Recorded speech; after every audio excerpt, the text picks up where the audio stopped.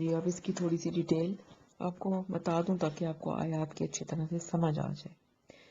یہ میں 2 پارٹس میں بھیجتی ہوں لیسن آج کل، کیونکہ ذرا لمبا ہوتا ہے اور اگر اسی میں ڈیٹیل کروں تو پھر وہ واٹس ایپ پہ پورا آتا نہیں ہے، وہ سینڈ نہیں کرتے. تو اس لیے تو اس کا مطلب یہ نہیں ہے کہ آپ لفظی ترجمہ بس لکھ لیں اور اس کے بعد آگے سنیں ہی کوئی نہ دوسرا پارٹ ضرور سنیں، تاکہ آپ کا مقصد تو یہ ہے نا کہ دونوں مقصد پورے ہوں نا، لفظی ترجمہ بھی آئے اور قرآن پاک کی جو آیات ہیں ان کی سمجھ بھی آئے کہ وہ اصل میں ہمیں میسج کیا دے رہی ہیں. تو اس لیے دونوں پارٹس کو سنا کریں، اور جو سب سے ضروری چیز ہے وہ عمل ہے، تاکہ اللہ تعالیٰ ہمیں پھر عمل کی بھی توفیق عطا فرمائے. اچھا جی، وَاعْتَصِمُوا اور مضبوطی سے پکڑ لو بِحَبْلِ اللَّهِ اللہ کی رسی کو، جمیعاً سب مل کر، ولا اور نہیں تفرقے میں پڑھو، آپس میں تفرقے میں نہ پڑھو. اب یہاں پر بہت بڑا ہی اہم پیغام دیا جا رہا ہے کہ پہلے دیکھیں پچھلی آیت میں ہم نے کیا پڑھا تھا، فرمایا یا ایھا الذین آمنوا اتقوا اللہ حق تقاتہ، کہ اے ایمان والو جب تم ایمان لے آئے ہو اللہ پہ تو اب کیا کرنا ہے، اب اللہ کا تقوی اختیار کرو جیسا کہ تقوی اختیار کرنے کا حق ہے. تو پہلے افراد تیار کیے گئے کہ بندوں کو بتایا گیا کہ تم اپنے اندر تقوی اختیار کرو، متقی بنو، اپنے آپ کو پیور بناؤ، پاک صاف بناؤ. تو جب افراد تیار ہو گئے اور اس کے بعد یہ بھی فرمایا وَلَا تَمُوتُنَّ إِلَّا وَأَنْتُمْ مُسْلِمُونَ، کہ تم ہرگز نہ مرنا مگر یہ کہ تم مسلمان ہو، فرما برداری کی حالت میں ہو. یعنی اتنا پکا تقوی تمہارے اندر ہونا چاہیے کہ تمہیں کوئی چیز ہلا نہ سکے اور تم اپنی موت تک اس تقوی کو قائم رکھو اور فرما برداری کی حالت ہی میں اس دنیا سے جانا. پھر ہم نے اس پہ حدیث بھی پڑھی تھی کہ انسان جس حال میں ہوتا ہے اسی حال میں اس کو موت آتی ہے اور اسی حال میں پھر وہ روز قیامت اٹھایا جاتا ہے. تو اگر ساری زندگی ایک بندہ تقوی اختیار کرنے پہ گزارے گا تو انشاءاللہ تعالی موت بھی تقوی ہی پہ آئے گی اور وہ انشاءاللہ اٹھایا بھی اسی حال میں جائے گا. تو جب افراد تیار ہو گئے تو اب آگے کیا فرمایا گیا کہ پہلے افراد تیار کیے تقوی کے ذریعے سے، پھر حکم آیا وَاعْتَصِمُوا بِحَبْلِ اللَّهِ جَمِيعًا وَلَا تَفَرَّقُوا، کہ اب حکم یہ ہے کہ اب وہ جو افراد تیار ہو گئے ہیں متقی، ان سب کو کہا جا رہا ہے کہ آپس میں اب مل جاؤ، اب مل کر ایک جماعت بنا لو آپس میں. اور کیسے ملو؟ قرآن کے ذریعے سے ملو. بِحَبْلِ اللَّهِ، جو حبل ہے وہ اصل میں وہ رسی کو قرآن کہا گیا، وہ اصل میں قرآن ہے. کہ اب جب متقی انسان تیار ہو گئے تو اب سارے کے سارے قرآن کے ذریعے آپس میں مل جاؤ. یعنی اس کو اگر کہا جائے کہ مسلمان جو ہیں اگر وہ اینٹیں ہوں تو ان اینٹوں کو جب جوڑا جاتا ہے تو وہ سیمنٹ سے جوڑا جاتا ہے، تو قرآن جو ہے وہ سیمنٹ ہے کہ جو ان مسلمانوں کو آپس میں جوڑتا ہے، ان کو آپس میں اکٹھا کرتا ہے مضبوطی کے ساتھ. اور کیسے ہمیں پتہ چلا کہ یہ حبل، یہ جو رسی ہے یہ قرآن ہے؟ ایک حدیث کے ذریعے. حدیث میں آتا ہے کہ نبی صلی اللہ علیہ وسلم نے فرمایا کہ عنقریب بہت بڑا فتنہ آنے والا ہے. تو حضرت علی جو تھے انہوں نے فرمایا کہ یا رسول اللہ اس فتنے سے نکلنے کا راستہ کیا ہوگا؟ اس پر حضور صلی اللہ علیہ وسلم نے فرمایا کتاب اللہ، یعنی اس میں کتاب اللہ وہ راستہ ہے جو تمہیں اس فتنے سے نکالے گا، وہ ذریعہ ہے جو تمہیں اس فتنے سے نکالے گا. اور فرمایا کہ اس میں تم سے پہلی قوموں کا ذکر بھی ہے اور تمہارے بعد میں آنے والے حالات کا تذکرہ بھی ہے اور تمہارے درمیان پیدا ہونے والے اختلافات کا فیصلہ بھی ہے، اور یہی حبل اللہ ہے. تو یہ جو حبل اللہ آیا ہے اس کی وضاحت اس حدیث سے ہوگی جو میں نے آپ کو بھی بتائی کہ یہ حبل اللہ اصل میں قرآن ہے. پھر ایک اور جگہ پر ہے کہ خوشیاں مناؤ، یہ قرآن تمہارے پاس ہے، اس کا ایک سرا تمہارے ہاتھ میں ہے اور ایک اللہ کے ہاتھ میں ہے. تو یہ جو قرآن ہے یہ ہی وہ رسی ہے کہ جس کو کہا گیا کہ مضبوطی سے پکڑ لو تو ہی فلاح پا سکتے ہو، کہ جس کا ایک سرا جو ہے وہ اللہ کے ہاتھ میں ہے اور دوسرا سرا زمین پر ہے، لٹک رہا ہے. یہ تو میں سمجھانے کی بات کر رہی ہوں کہ اگر ہم امیجن کریں کہ قرآن کا جو ہے وہ ایک رسی ہے کہ جو ایک سائڈ سے تو اللہ نے پکڑی ہوئی ہے اور دوسری سائڈ اس کی زمین پہ لٹک رہی ہے، اور عام لوگوں کو دعوت ہے کہ اس کو پکڑ لو، تو جو بھی اس رسی کو مضبوطی سے پکڑے گا، شرط یہ ہے کہ مضبوطی سے پکڑنی ہے، پھر طوفان اور تیز ہوائیں ایسے نہ ہو کہ ان میں پھنس کر وہ رسی ہمارے ہاتھ سے چھوٹ جائے. تو اس کو پکا پکڑنا ہے. تو اگر ہم نے اس رسی کو پکا پکڑ لیا تو پھر ہم بچ جائیں گے انشاءاللہ تعالی. تو فرمایا کہ اس کو پکڑ لو اور اس کو مضبوطی سے پکڑ لو اور تفرقے میں نہ پڑو، یعنی آپس میں اختلاف مت کرو، مختلف راستوں پہ مت نکل جاؤ. ایک جب قرآن کو پکڑا ہے تو پھر جو احکامات قرآن بتا رہا ہے صرف اسی کو فالو کرو، ادھر ادھر چیزوں کی طرف جانے کی ضرورت نہیں ہے، صرف قرآن کو پکڑو اور قرآن کے احکامات کو فالو کرو. وَاذْكُرُوا اور یاد کرو نعمت اللہ، اللہ کی نعمت، علیکم جو تم پر تھی، اذ کنتم جب کہ تم تھے اعداء دشمن، فَأَلَّفَ بَيْنَ قُلُوبِكُمْ تو اس نے تمہارے دلوں کے درمیان محبت ڈال دی، فَأَصْبَحْتُمْ اور تم ہو گئے بِنِعْمَتِهِ اس اللہ کی فضل سے، اس اللہ کی نعمت سے، اخواناً بھائی بھائی. وَكُنْتُمْ اور تم تھے علا پر شفا حفرت من النار آگ کے گڑھے کے کنارے پر تم کھڑے ہوئے تھے، فَأَنْقَذَكُمْ مِنْكُمْ تو اس نے تمہیں اس آگ سے بچا لیا، اس میں گرنے سے بچا لیا. کذالک اسی طرح سے یبین اللہ اللہ بیان کرتا ہے لکم تمہارے لیے آیاتی ہی اپنے آیتوں کو. کیوں بیان کرتا ہے؟ لعلکم تہتدون تاکہ تم ہدایت پا لو. تو اب یہاں پر کیا بات پتہ چل رہی ہے؟ اصل میں یہ جو آیت ابھی آ رہی ہے، یہ اس کا جو پس منظر ہے وہ اس طرح سے ہے کہ جو اس کے اولین مخاطب ہیں وہ انصار مدینہ ہیں. تو انصار مدینہ میں آپ کو پتہ ہے دو قبیلے تھے، اوس اور خزرج، اور یہ دونوں قبیلے جو تھے یہ آپس میں ان کی لڑائی رہتی تھی، آپس میں یہ ایک دوسرے کے جانی دشمن بنے ہوئے تھے.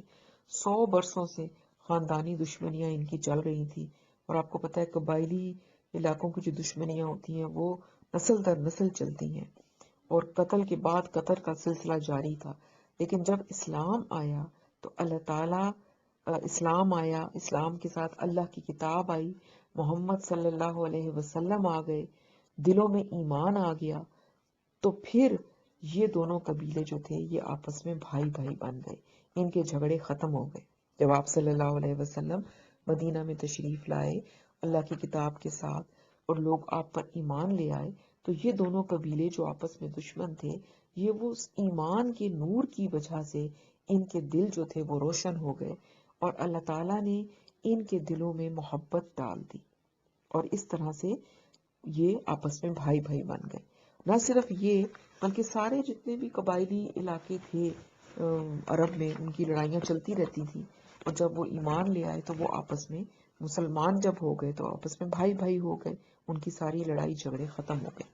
تو اس چیز کی طرف یہاں پر اشارہ ہے کہ وَاذْکُرُوا یاد کرو اللہ تعالیٰ کی اس نعمت کو کہ جب تم دشمن تھے، یعنی تم قبائلی دشمنیوں میں پھنسے ہوئے تھے، لڑائی جھگڑے اور جنگیں چل رہی تھی تمہارے درمیان، تو اللہ تعالیٰ نے جب تم ایمان لے آئے تو اس ایمان کی برکت سے تمہارے درمیان اللہ تعالیٰ نے تمہارے دلوں کے درمیان محبت ڈال دی. یعنی وہ دشمنی جو تھی وہ محبت میں بدل گئی، اور وہ اللہ کا ایک بہت بڑا فضل تھا، وہ اللہ کی بہت بڑی نعمت تھی ان کے اوپر کہ اللہ نے ان کو بھائی بھائی بنا دیا.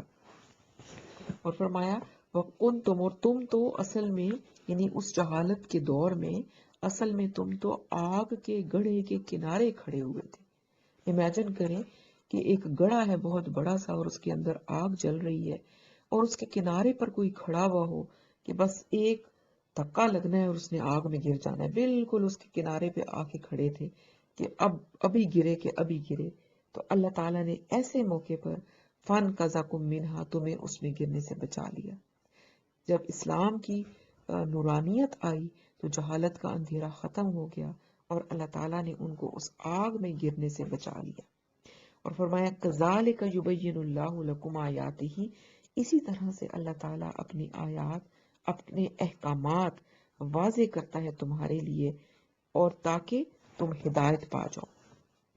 تو یہاں پر اللہ کا یہ انعام جو تھا، یہ ان کے لیے کیا تھا؟ اطاعت اور فرما برداری سے یہ انعام ان کو ملا۔ جب انہوں نے ایمان لے آئے اللہ تعالیٰ کے اوپر اور نبی صلی اللہ علیہ وسلم پر، اور اسلام قبول کر لیا، تو وہ جہالت کے اندھیروں سے نکل کر نور کی روشنی میں آ گئے۔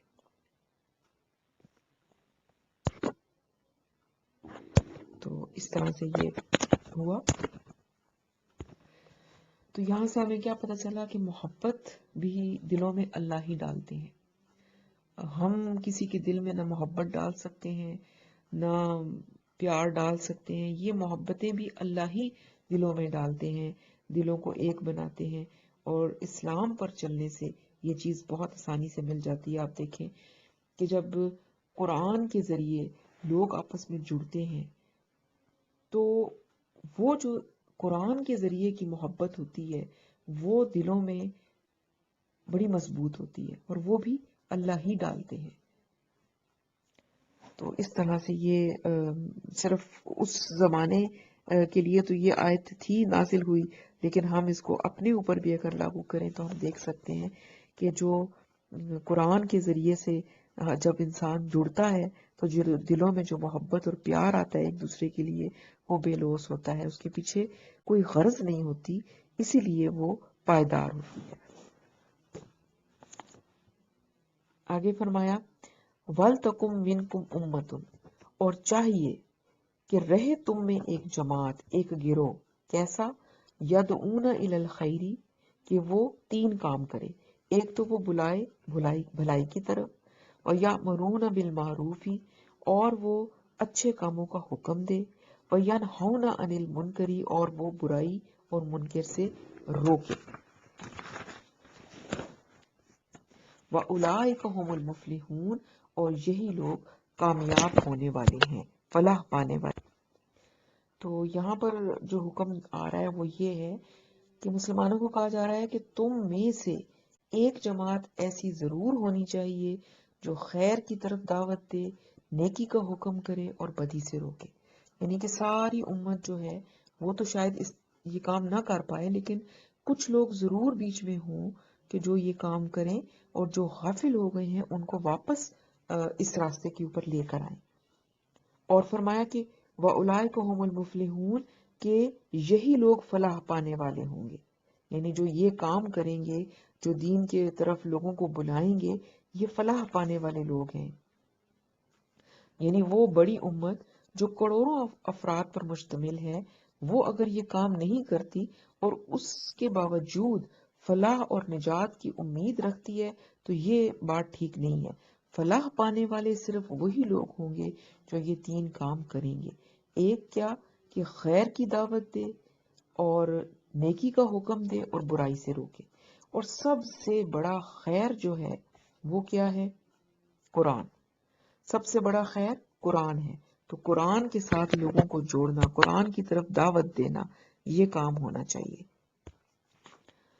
وَلَا تَكُونُوا، اور نہ تم ہو جانا کالذین، ان لوگوں کی طرح، تفرقوا، جو تفرقے میں پڑ گئے، واختلفوا، اور انہوں نے آپس میں اختلاف کیے، من بعد ما جاءہم البینات، اس کے بعد جب ان کے پاس واضح احکامات آ گئے، وَأُولَئِکَ لَهُمْ عَذَابٌ عَظِیمٌ، اور یہی لوگ ہیں ان کے لیے بہت بڑا عذاب ہے۔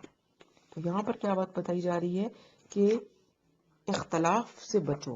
یعنی حدیث یاد آئی، حضور نے فرمایا تھا کہ میری امت کے 73 فرقے ہوں گے اور صرف ان میں سے ایک فرقہ حق پر ہوگا۔ تو صحابہ کرام نے پوچھا کہ وہ کون لوگ ہوں گے؟ تو آپ نے فرمایا جو میرے اور میرے اصحاب کے راستے پر چلیں گے، یعنی جو حضور صلی اللہ علیہ وسلم کے راستے سے ہٹ جائیں گے اور وہ مختلف بدعات اختیار کر لیں گے، وہ تفرقے میں پڑ جائیں گے۔ تو ہمیں راستہ کون سا اختیار کرنے کا حکم ہے؟ وہ راستہ جو ہمارے نبی صلی اللہ علیہ وسلم نے بتایا، جو صحابہ کرام نے بتایا، جو سنت کے مطابق ہر عمل کو کرنا چاہیے. تو جو عمل ہمارا سنت کے خلاف ہے اس کو کرنے کا کوئی فائدہ نہیں ہے، وہ الٹا بدعت بن کے ہمارے خلاف کھڑا ہو جائے گا. تو یہاں پر بتایا کہ تفرقے سے بچو اور کیا کرو کہ اپنے آپ کو اس راستے پر لے کر چلو جو نبی صلی اللہ علیہ وسلم نے ہمیں بتایا ہے.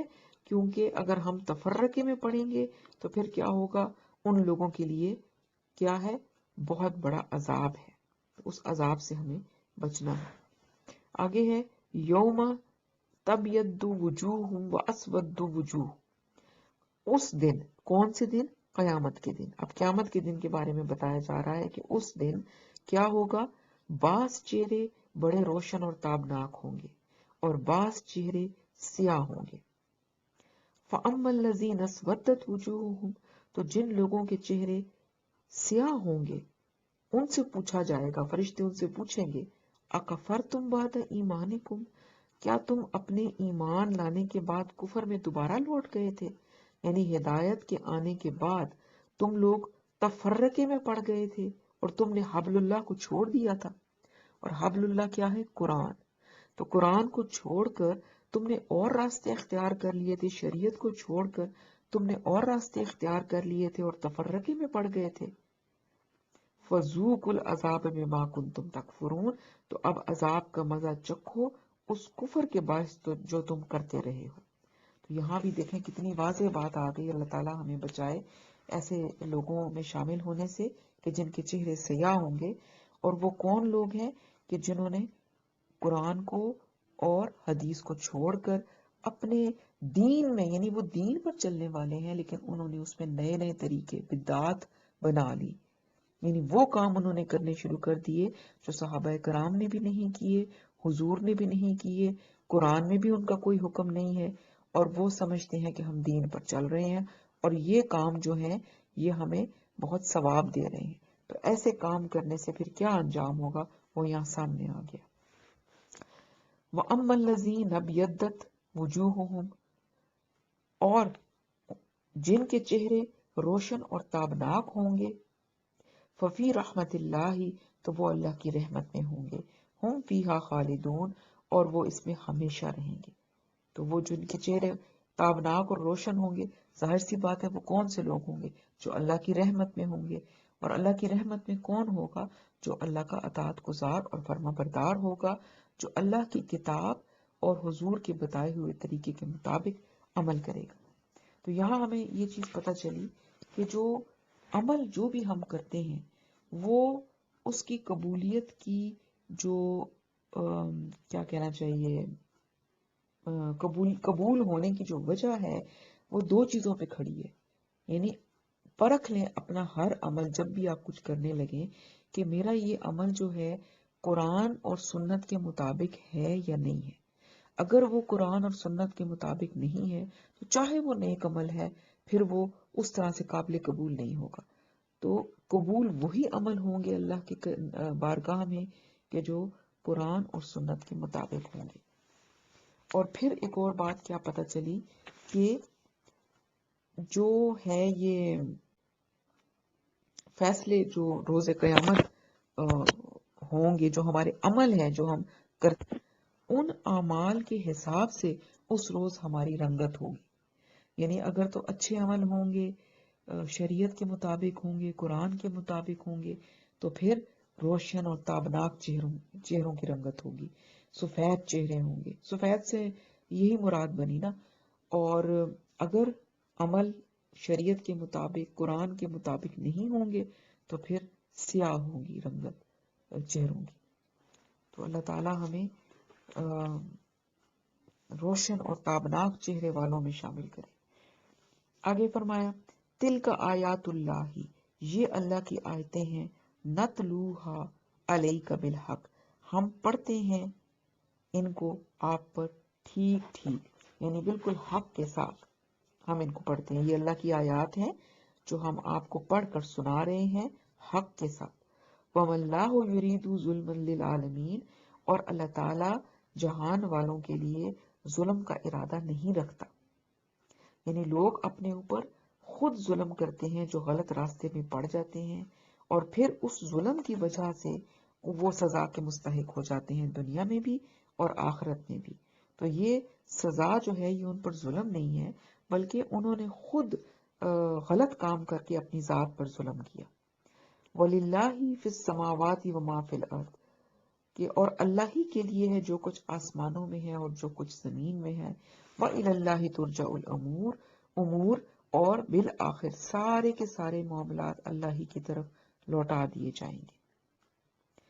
تو یہ ایک اینڈ کنکلوڈنگ سی آیت ہے جو کہ بہت ہی اہم ہے۔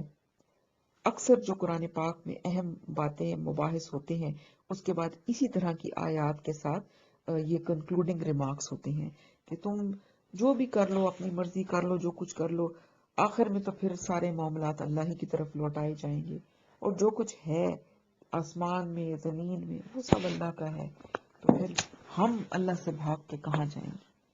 تو یہاں پر ہمارا لیکچر ختم ہوا۔